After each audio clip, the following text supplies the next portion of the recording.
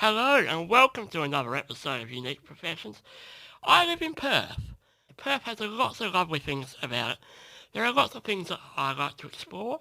There are lots of things that I don't know, even though I've been living here all my entire life. Today I have Monique, who is the Director of Merriment at Hidden deTours. How are you?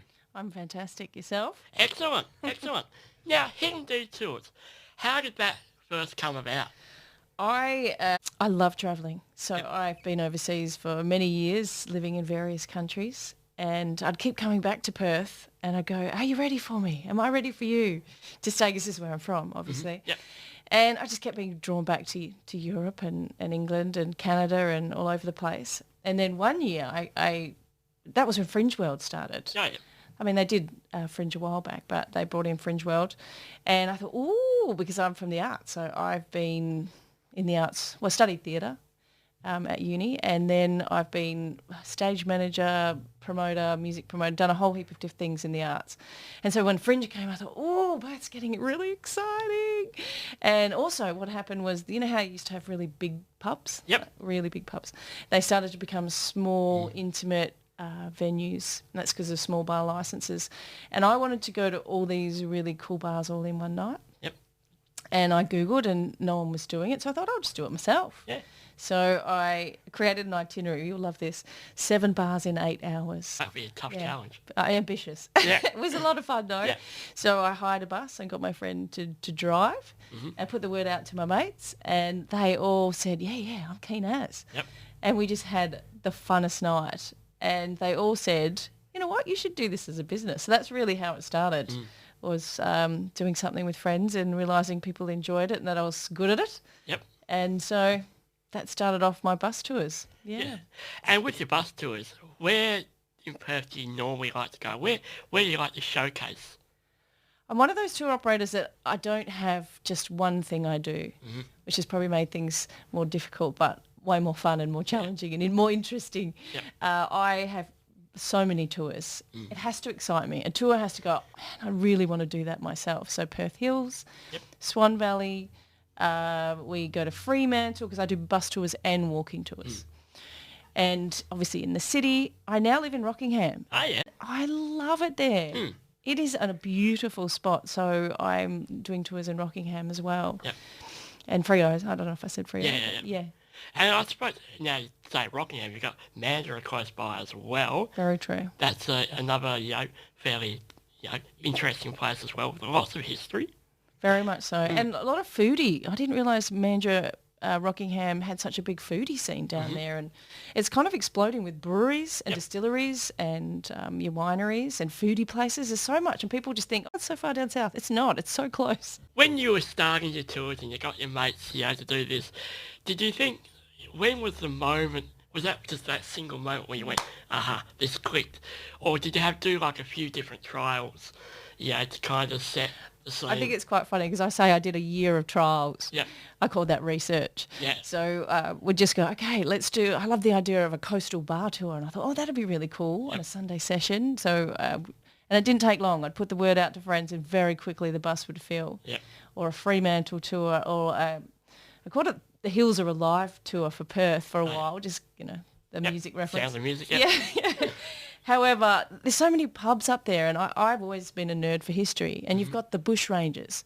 So it's quite funny because when I did that tour to the Perth Hills, to these old pubs, I thought I'll add things that I'm interested in, which is bush ranges and the old history of the pioneers and whatnot. And the first time I ever did it, I could not believe how people were responding to the history. I thought they'd be, I'm out having, a drink in the pub and, this is lovely. But I heard them in the bathroom one time when I was at the basin, and I heard the girls chatting, and they'll go, isn't that interesting about Moondyne Joe? And how about that about this? And I thought, other people are interested in this. Yeah. The history is really quite important for people, more than I thought it was. I think with the history, it's also, when you say pubs and old buildings, that's kind of, part of the heritage as well, and the reason why they're important as well.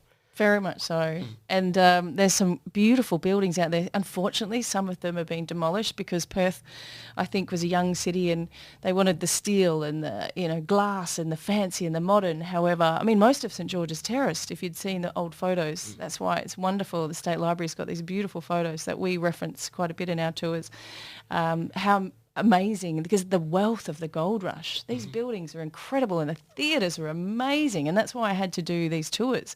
I wanted to bring these venues and artists and alive, really, through my silent disco tours that I'm doing. So, as I said, I do a broad variety of different tours and experiences. Do you have a favourite? Favourite. And if so, why? Okay, can we go Or top favourite with the bus and favourite with the walking? Yeah, okay, I'll allow that, yeah. First of all, I wanted to do bus tours to take people to places they couldn't go to. Yes. But walking tours now are very popular. Through COVID, I think everyone thought, let's get outside, let's exercise. Yeah. If I go and get a gin in this bar and a gin in that bar, that's still exercise, isn't it? So let's go walking tours. They're all my favourites because I created them because I had to love them. Yep. But I do two. Okay, I want to do two. How about that? Okay, all right. Because they're my performing arts tours. Yep. As I said, I've got the arts background. And that was one of the reasons why I started too. I started with that bar tour and I thought, because I was working in performing arts and touring artists around remote and regional WA, I thought, how cool would it be to get a comedian to do a history tour? What interesting take would they have on history? Because history sometimes, I don't know how many tours you've done overseas or locally, can be quite dry. On your left is, on your right is. Yeah. So I wanted something really engaging that people could learn and have fun with. And so I did a lot of research, many nights scrolling through Trove and finding those little golden nuggets. And I saved this and I wanted the comedian to be suitable. So I put the word out to all my artist friends and they all kept going, famous Sharon, famous Sharon, famous Sharon. Yep. Famous Sharon. And she was keen as. Yep. And so we did a what was called, what did we call it? The Comedy Coach initially, a comedy history tour of Perth, and it sold out and people went nuts for it. They loved it because they want to learn about their town. So that was in 2014. That's how I officially launched because I thought I'm a tour operator with an arts background and I want creative, unique, immersive, engaging experiences. And Something so different too. we brought that back recently, this start of this year. And it's a Perth Secrets, Scandals and Hidden History starring famous Sharon, a very long name. Yep. And we won an award, actually, at Fringe World. And that was incredible, the response. We sold out so many shows. But after the show, what I love most is when people come up to you and say, I really enjoyed that, or I had no idea that happened. Or that was so sad, and I can't believe I didn't know that, but I'm going to research it more. So that one we do every first Thursday of the month, except for in winter, and the response from that is incredible. And so then we've done a musical history tour of Perth, which is only for specialty occasions. That came from Fringe as well, a tour that I created, and I have a tour guide that's a singer. Oh, yes. So there's something quite and having silent disco. Picture this: you're walking down Hay Street. You've just come from what was the Melbourne Hotel, the rocky, Australian rock venue that also had the Firm, and then we play In Excess. And they're walking down Hay Street, looking up at these beautiful old buildings and hearing that beautiful soundscape. There's something quite magical about that. So that's the two that I think for me, because no one's doing that. Yeah. I'm the only one doing something like that. In terms of the other experiences, I do a lot of hospitality. For me, I do tours for two reasons. One, for people to try something different and new. It's not about drinking, going partying and wild. I'm not that tour operator. I'm one about be with your friends, engage with people. It's so important, particularly after COVID, for people to get together and create memories, lasting memories, but also to explore and their taste buds and what they're seeing and hearing and learning. So I do a gin distillery tour. I'm known as the gin tour lady. People point to me, it's the gin tour lady. It's the worst things you could be called. Exactly. And I created this tour before gin. There was only, I think, 4 gin distilleries in Perth. And I'm all about supporting the locals as well. So as I said, I want people to have fun and explore and have a great time. But I also want these hidden venues that people don't know about, people to find them hence the hidden detours. Yes. I want people to know about them. So for me, if someone goes, I'm not buying UK gin, not that UK gin's great, don't get me wrong, but I'm going to buy WA gin over UK gin. I'm going to support local. Yep. That is a win-win. So they go into the distilleries, they smell the ingredients, they taste and touch, and they chat with the distiller and learn. They see these beautiful stills. I think they're such a work of art, these stills. And they talk about how it's made, and people go, I see. Now I know why it's priced at that point. Yep. Now I know the government take this amount. And they learn and they enjoy, and there's a deeper and more enriching experience. Now, you said there, I'm going to go back a little bit about some of the secrets of WA. Ooh. Yeah. Is there one that sticks out of your mind that you find particularly interesting? This is a question I get asked often, Okay. and I always think to myself, I get overwhelmed because my brain is so full of these incredible, and for me, I find it as a treasure hunt. So I'll come across a name somewhere on some site and I go, ooh, I get a hunch that might be something. And then I'll start researching and go, oh, that's really, really interesting. And then it opens up the gateways. But I guess for me, it's not one single thing. However, it was the First Nations history that impacted me the most. I can remember where I was sitting.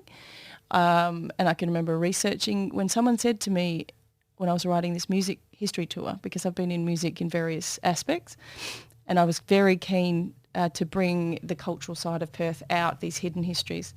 And someone said, have you heard of the Coolbaroo Club? And at that time I hadn't. And this was in 2012, 2013. And the more I started researching, and then when I found out what had happened in terms of the curfew and the prohibited areas and the zone from 1927 to 1954 in Perth and in country towns, I remember big, tears falling down my face. And I thought, how did I not know this? How was I not taught this at school? How come my friends aren't talking about this? And I just remember how that impacted me so much on a really very deep level. And I thought, this needs to be in my tours. This needs to be talked about. And you can see it. I've got it in the music tour and the comedy tour in different ways, Yep. obviously. And you can see the impact on people's faces. Some people know about it, and it's quite interesting. When we first did it in 2014, hardly anyone knew about it. You're looking now, 10 years later, and some people are nodding as if they know, and others are, my goodness, they come up to me after and they're shocked. Yep. How did I not know? But that's a great thing, because then they will go and research it and learn more and have more awareness. So my tours are about introducing maybe topics that may be a little bit uncomfortable. However, these are the conversations we need to have to move forward together. And they're the ones I think that had the most impact. Learning more about Yagan and Fanny Bulbok Uriel with her beautiful sculpture at the Government House. She was an incredible warrior from those type, a credible woman that we didn't know about. I guess that now it's coming to the fore because people are really interested in our history and very interested in First Nations history. I don't know all the stories, and I'm not an Aboriginal woman. Yep. So we encourage people to do First Nations tours. However, we'll talk about some content. Mm. And when you decide, a venue, let's say, how do you pick a venue that you want to showcase? How does that kind of work? For my hospitality tours, as soon as I walk into a venue, I don't know if you're like this, I have to get a feeling. So as soon as I walk in, I'm looking around, I'm like, does this hit me? Does it hit me in my heart? Does it hit me in my chest? Are my eyes excited? Am I looking around? Does it give me a warmth? Is there something unusual? Is it different? If I walk into a place and go, this is nice, Yep. that's great. Or unless, I really want that feeling. I want that emotion. I want people to feel that on my tours. You can also get that through the owner as well. Or some of the best venues for me, for distilleries, they used to say to me when we first started, and I call them with this idea, they're like, but it's so messy. Yeah. My workshop's so messy, everything. I'm like, they love the mess. Yep. That's what they want to see. They want to see a working distillery. So for me, it is a feeling that you get and a hidden element to it, or the character or the story behind it. A lot of people, and this is what I've noticed, a lot of venues now or owners are looking at heritage venues that have stories, have a history, because people want to go into it having an experience as opposed to I'm going in for a drink or food. Yeah. I guess now, obviously we had COVID, we still have COVID. How did that impact you as a business? I remember thinking, what is going on out there because no one was really giving you answers and you were just trying to make it up as you were, and you wanted everyone to be as safe and as comfortable. Yep. I remember the last tour I did was a gin walking tour, and I remember contacting people and saying, you know, it's up to you how you feel. We're going ahead with it at this stage. There's no restrictions in place yet. And it went from, I think it was 16 people, and it just, during the day, the day, just went lower and lower and lower, and I think we ended up with 5. And that was the very last tour I did, and it was people had heat guns, and it was, you know, very intense, and everyone was frightened. They had a great time, still had a great time. And then when it closed, it obviously, to be honest with you, as a business owner, and if anyone out there that listens is a business owner, you'd probably go, because there's nothing you can do once they had the restrictions. So you're like, I might organise my Tupperware drawer. I might relax for a little bit. However, there was obviously refunds and postponements and phone calls and emails, and just to make people feel comfortable. And then I didn't sit on my laurels, to be honest. I was ringing some of my venues that I visit. They're like a part of my family, really. Yeah. I see them often. And some of them were saying, I'm really worried. If we're not going to be open for 3 months, I might not be around. One distiller, I won't say who, I remember him saying, we're 95% down on sales, I may have to close. And I thought, if that's you going to close, what's happening with everyone else? And I got really concerned. I started talking to friends, and someone suggested a virtual tour, and I thought, gosh, I can't be in front of camera. Yep. That's not me. You know, I feature everybody else, even though I'm a tour guide, it's a bit different. And the more I thought about it, I thought, what if I could promote these venues and help them with sales? So we came up with 4 different virtual tours. One was to the Bickley Valley, one was a gin distillery one, a brewery one, and a cidery one. And it was every weekend. It was via Facebook Live. Yep. We had a Facebook event, and we told people what time we're going to be where. And we encouraged people, because I wanted it to link to sales to help these businesses. So we had a featured wine. So we'll talk about the Bickley Valley wine tour. And we had a featured wine in each one. And people they were driving around. And this was a time when people couldn't be out of their homes very long, and their venues were closed completely. And they would drive in, grab their wine and go home. You could only have, was it like 5 people in your house or something? Yeah, and you had restrictions as well. Yes, very much so. And so people were doing it. And my friend Karma and I, we went out, and she had the gimbal. And that's all it was, by phone. And I tell you, it was rough. Like a lot of the Wi-Fi dropped out in the hills. I tripped over things. I tripped over my words. But it was real. Yeah, it was so real. And the venues were so excited. Yeah. I remember driving around as we were coming to Plume, and we were driving around the hill, and I could see them in the distance. And they were out on their balcony with their arms waving, because they hadn't had anyone visit them in months. Yeah. And when you get in, you've got tables and chairs with no one. The chairs are on the tables. There's dust, you know, and you normally walk into those venues and they're alive. Yeah. And this was just quiet. Eerie almost. It was very eerie. And just had these amazing chats with people, and people were engaging, and we wanted it to be interactive. So we had people asking questions via Facebook Live. So someone would say, so tell me about that wine. How's that made? And then the winemaker would respond. Yep. So it was quite interactive. And people would send us photos of them sitting there with their laptop and us on the laptop, and their wine and their cheese board that they had. And it had a really big impact for me and for the venues, and to keep people, their hopes up and their excitement. And no one was doing anything at that time. So I got a bit of attention on media, and it helped me, my business when we did open. Yep. And a lot of people still to this day say, I watched your virtual tour, and the wineries and distilleries go, people come in just for my Fiano, you know. They say, I saw it on your virtual tour. So that was a feel-good, not restful, but feel-good, amazing experience. And also trying to make something out of, a bad situation as well, So I thought that was very clever. That's really good. Now, being you're a Director of Merriment, can you tell me what that is? It's a great term. I love it. You like that? Yeah. Yeah, people respond well to that in my business card. They have a chuckle. And I think if you can make people happy straight away with a business card, that's a win. Yeah, I agree, Yeah, I've been in advertising and in various industries, and I always think business cards are the same. And for me, I wanted that reaction. And I don't know. I don't always take myself serious. I think I'm a bit weird and different. And that's why I think my tours are different. My tagline is tours with personality. So we focus on the hidden, the new, and the different. So I like the idea of having a really cool name tag. So I was like, Director of what? Director of Merriment, just stuck. And I went, yes, Yeah. That is it. That's the one. And our tour guides, my walking tour guides, they're called merrymakers.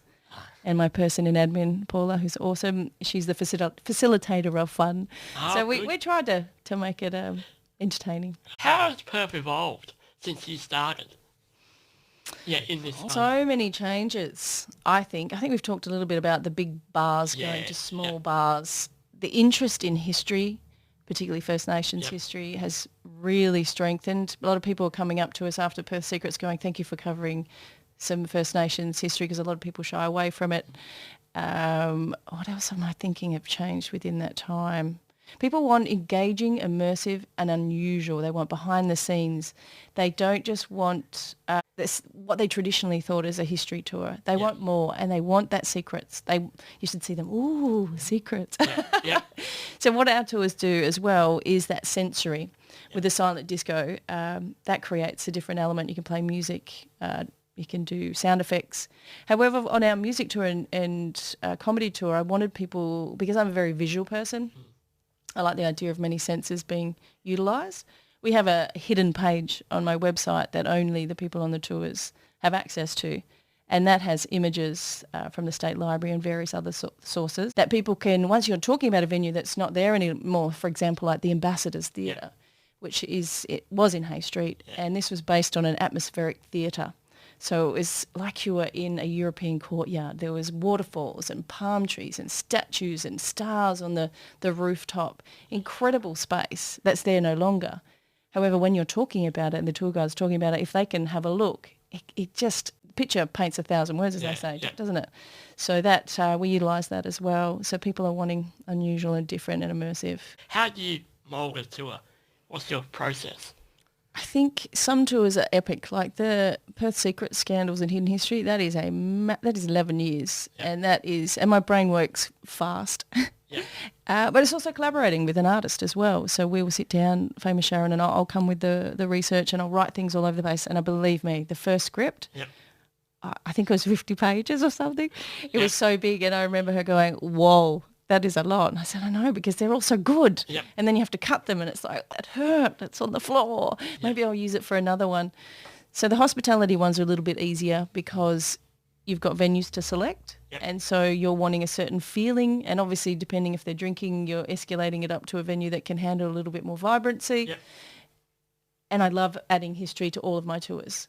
And I think, and this is what I learnt through performing arts, because we toured a show that was a comedy about a massacre, which sounds unusual. It's called Binjara, but incredible show about the massacre that happened in Pinjarra.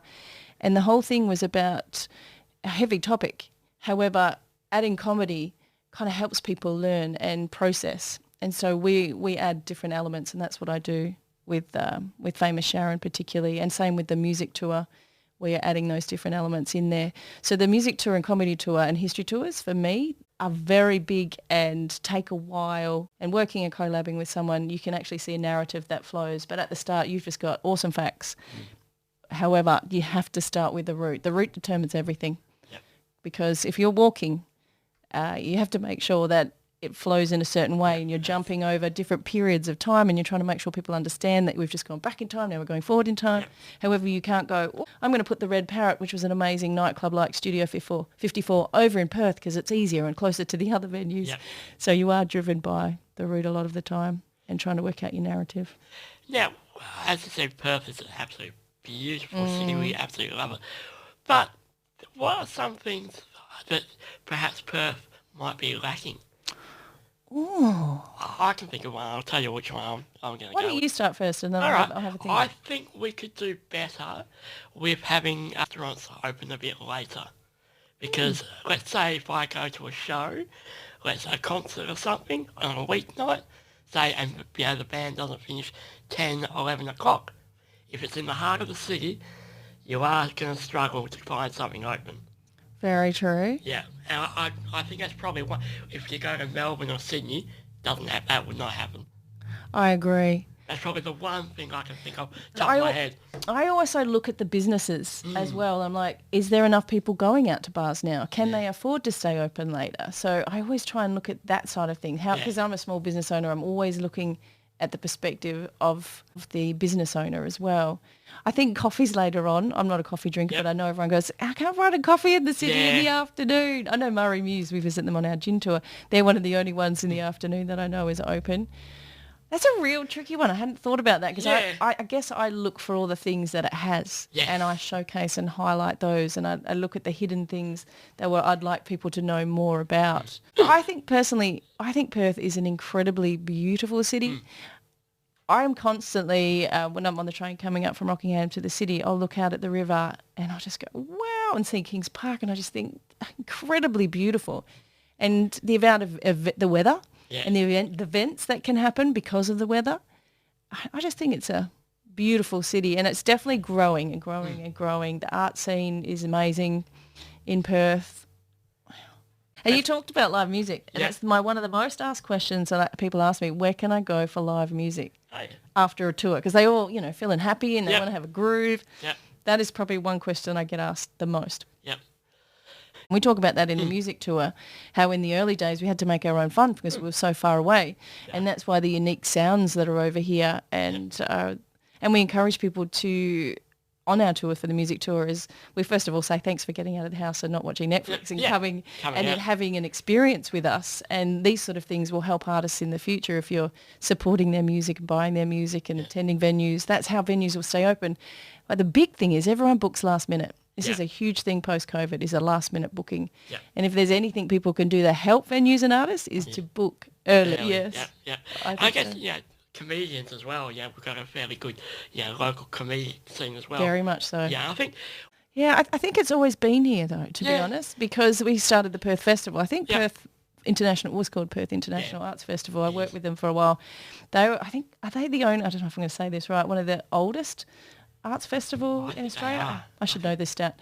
However, I know that they did it because we were so isolated to get international acts. But the great thing what they're doing now is bringing local acts in and really focusing on the First Nations culture. And I'm loving that evolution. And Fringe is an incredible melting pot of a variety of artists. So I think, and a lot of people say to me, and this is one of the most disliked questions that I get, is Perth is boring. And I'm like, it is so far from boring. It is so far from boring. And in my mind, I'm thinking, you're lazy. I know that sounds negative. Maybe, and then I think to myself, maybe they're not lazy. Maybe they just are unaware of how to access this. So that's why going to tours is great. However, I'm very proactive. And a lot of people go, how did you find this venue? That's one of the most asked questions on tour. How did you find this hidden venue? It's amazing. I can't wait to go back. And that's when I'm like, win. I love this. They found something. And I do so many things. I follow a lot of people on social media, on Instagram or Facebook, that are foodie or bloggers or, online media that get a lot of press releases before everyone else. I sign up to so many different e-news. You have no idea. Arts-related e-news, City of Fremantle, City of Perth, City of Swan, all of these ones, because they'll tell you about things beforehand. What's happening. Exactly. I ask people, have you heard, is there any new distilleries you've heard of? And then after a while, I call them my hidden detectives, and they'll start emailing me and going, did you hear about this? Check this place. That's it. And I've got a mate of mine, Andy, he's so funny. He'll find a venue, and he's a bit cheeky because I didn't realise you could see what new licenses were kind of coming up, so he knew when new bars were coming. So he does that, which I only found out about. And he'll message me going, have you heard about this place?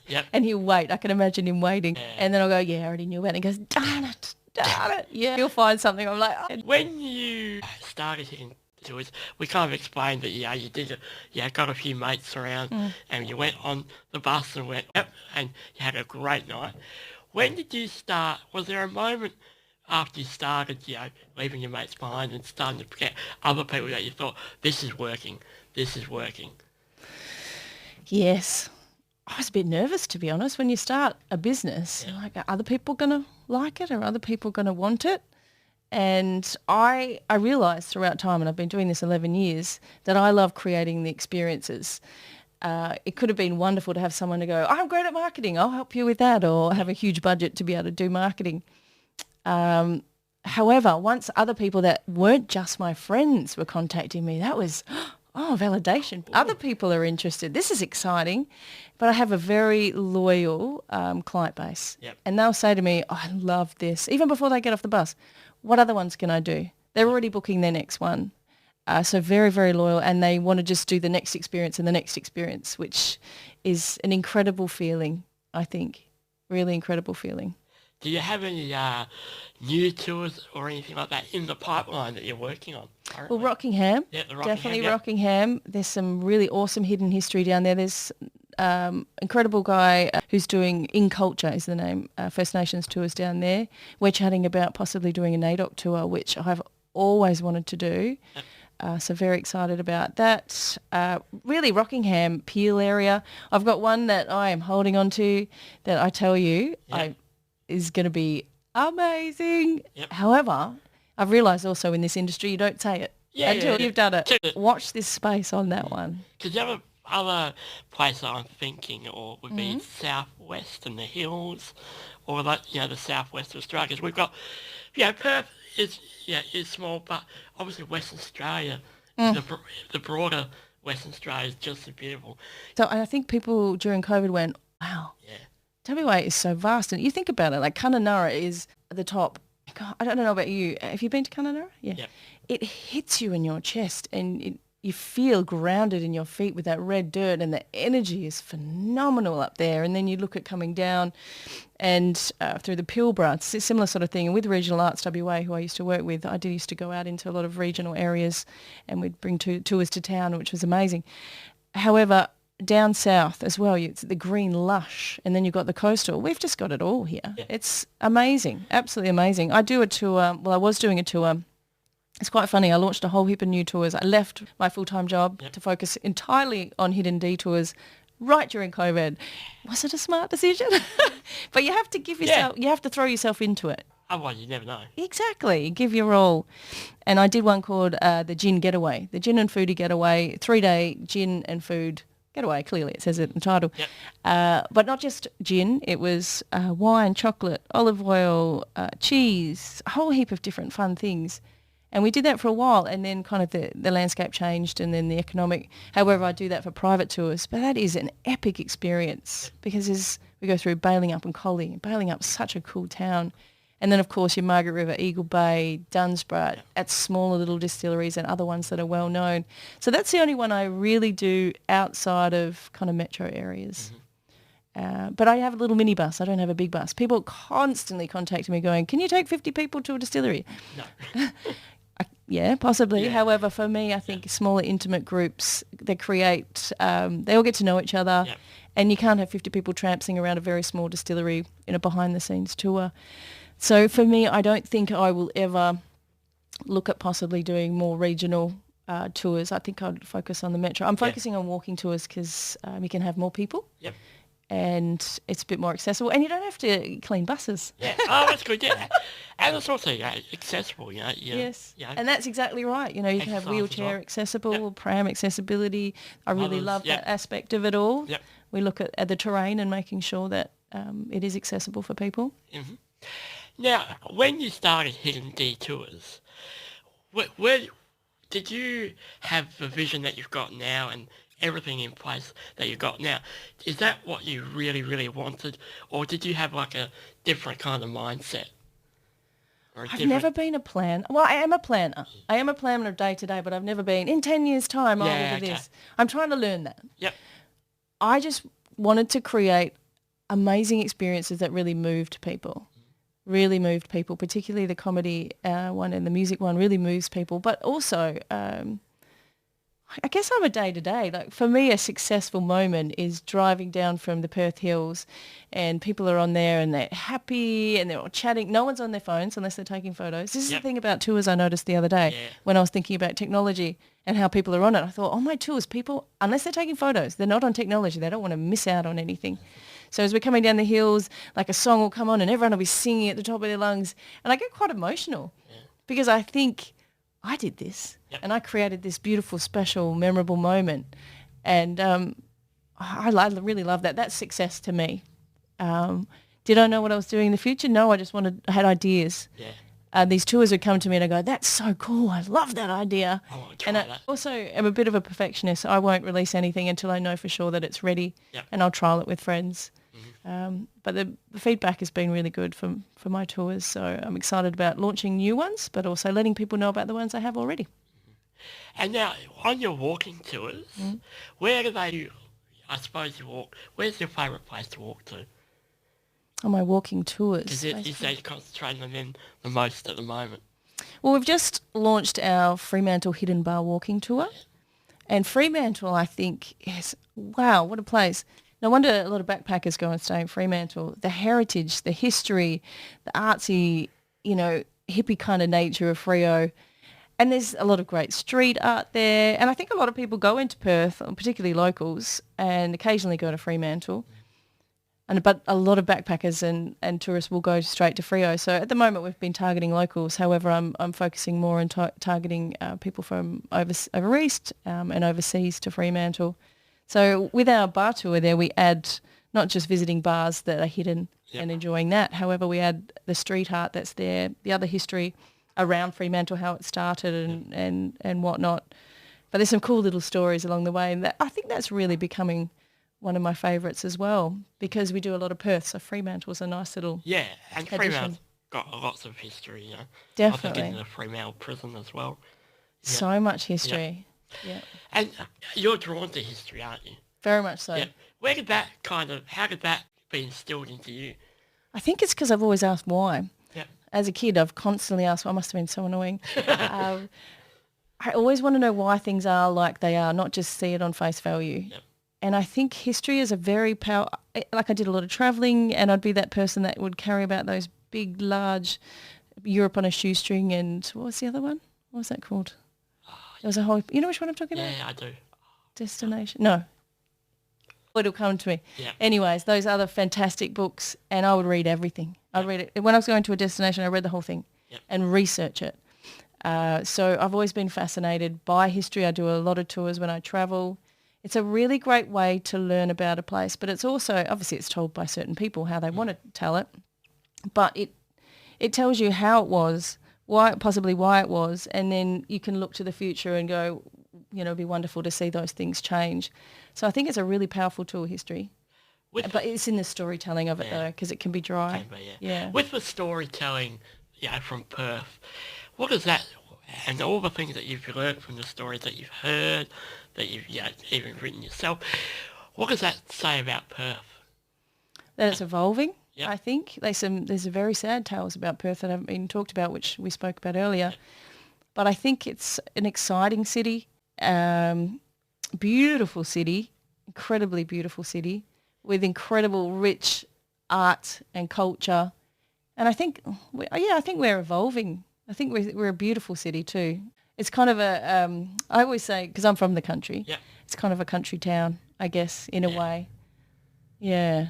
How would you describe Perth? How would I? Well, it's very eclectic, I think. You've got a mix of different interests as well. Mm-hmm. I would describe it as it's a beautiful place to live. I wouldn't want to live anywhere else. But I'd say it's eclectic. I think you've got something for everyone.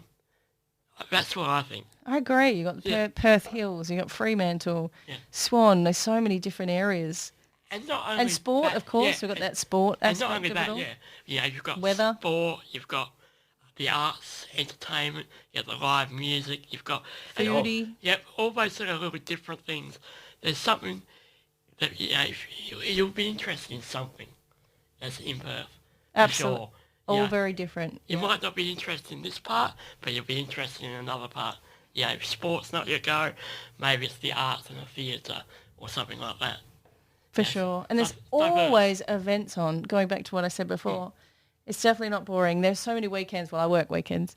But there's so many weekends that I've got 5, 6, 7 things on. And I'm thinking, if I was a punter that didn't work on a weekend, I wouldn't know what to choose from. There are so many events going on, and I think that has to do with our weather, and also there's incredible people that are wanting to put on these events, and that's what it comes down to it. In country towns, I noticed that person that was the organiser, when they leave, everyone's like, where's the event? And it takes a person or a group of people that are willing, that have the drive and the passion to deliver that for other people. Yeah. Well, what would you... I know, Perth is, like we see, it's developing, it's evolving. Where would you like to see it evolve more? I'd like to see it evolve more. Going back to First Nations, I think having an Aboriginal centre is so, so important. And there's so much to learn. Yes. There's so much to learn. It's a really rich, incredible culture. I would say that. Oh, what about the city? Let's think. I'd like to see more people go on tours. How about that? Tours. Not just me. There are so many incredible tour operators, and they're so passionate about Perth. And it's a really great way to learn about Perth by going with a tour operator, and you're supporting those small businesses as well, I would think. Hard questions there, David. I'll be thinking about them for days. No, they're good questions. And I guess, for me, if you were asking me the same question, all right, let's say, how would I like to see Perth evolve? Well, I think I think we need more space. Really? I Swear think we can do Perth in the CBD. Yeah. I think we could have maybe more community programs. I know we have some, but in places that don't have as much. I'm thinking more, let's say the eastern suburbs. I think you could really branch out. I think. And maybe, what sort of programs are you talking about? I don't know. Are you talking arts, or are you talking? Yeah, I'm talking kids arts. or Bit of something. I don't know. Yeah, I'd like to see. I'd actually like to see a venue. I've seen it where you go into almost like a pop-up, I suppose, kind of thing, where you've got, let's say, a restaurant, but something is happening every night at that restaurant. Whether it be, people walk in and there might be, a comedy show. There might be, I don't know, a band playing them. Something different every night at that particular restaurant, and to cater for different audiences. That could be something that. I think Fringe can do that. Can do 'Cause that. that's But another something thing. more like permanent, because Fringe is like only a It short is. season. Again, it comes down to, are people going to be willing to support that? I know. And because I come from the arts, I want artists to be paid properly and whatnot. So I love that idea. I think that's wonderful. However, I think it has to have that support from people. There's cavities towards that. And that's budget. another thing talking about that. Budget. Is Yeah. I brought the Fringe, well, I believe they've had other aspects in Rockingham before, but I wanted to bring Fringe to Rockingham. So earlier this year, I launched the Rocky Fringe Festival, and that was with a little bookshop down there. Yep. And that was a huge success. And like you're saying, I thought, I'm going to try all the different genres and see what Rockingham likes. And we did. We had burlesque and comedy and magic and something for kids and something for older generation. And it was a huge success because I think little communities, they don't want to travel as far to the city. And that's what everyone's like, I love this because I only had to drive home 5 minutes. Yeah. And that's what I was thinking with that, in the suburbs. Something for people who don't want to go into the city or don't want to go to Fremantle. Maybe they've got kids and it's hard to get, or they work late.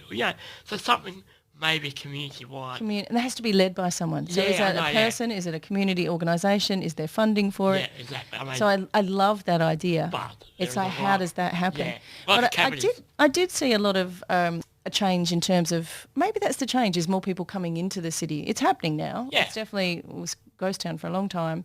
However, a lot of people started to go to the suburbs, and I think a lot of the cities of Wanneroo and Joondalup and Coburn, a lot of them are being very active in that space. I've never seen more community events unless they're advertising them more, because people are staying more in their suburbs and realise there's a lot going on in their suburbs. And with the mental health, I think these community events are so good for people feeling a part of something and feeling safe and engaged. So I've seen that really happen more. And even City of Perth are doing great things with the City of Lights, doing some really great free events. However, I always have a thing with the arts and free events, because if you constantly have free events, people think art is free. And are they attaching value to the arts? And that's another thing with tourism and value to tourism as well. So that's a tricky one. However, if people love it, they go, oh, I really enjoyed this, I would maybe like to see another theatre show or go and see another band or whatever it is. But it's interesting to say with the arts and free, with that, valuing the arts. Yes, on one hand, it might be good to have all these great events, even the thing I even talked about. Yeah. But if no one, if they're free and no one's getting paid, how long are the people doing them going to go, I want to do this, right, I'm going to play for half an hour and not get paid, how long? Artists need to be paid. Exactly. We need the value with the artist. And it's also the organiser. For example, Rocky Fringe, I spent amount of hours I looked at it, and I didn't do it for the money. I did it for the love. I wanted people in Rockingham to have access to these cool experiences, and I wanted artists to go, oh, Rockingham's amazing. How great is this? And for them to make money. Because Fringe is funny. It can go well and sometimes it can't go well. Depends on the show, I think. It does. And the marketing and the poster and all these different things. However, it's a lot of hours. It's a lot of passion. It's a lot of after hours. So it really takes those people. And I think some people just think it happens. They want to go to these things, but they think it just happens like that. Yep. And what was really cute, I saw one lady post, I missed that week. I think Rocky Fringe should go for 2 weeks. And I thought, that's amazing. And I thought, I need to clone myself or something. Yeah. Also 2 weeks, a lot of hard work as well. It is. Yeah. It is. A lot of this hard work and then it's like, poof, it's over. It's done. Oh. It was wonderful. And we're already talking about what we're doing this year and people are excited about it. And that's what a community does. Yep. Is they really get behind it and they really support it. And maybe that's it. Maybe with Perth, it's people getting behind the events and things, not just the free ones. No, the paid ones as well. Yeah, that's exactly right. Well, we have digressed a little bit. Tangents. Yeah, let's see if we can steer the ship back on track. Hidden deTours. Where did you come up with the name Hidden deTours?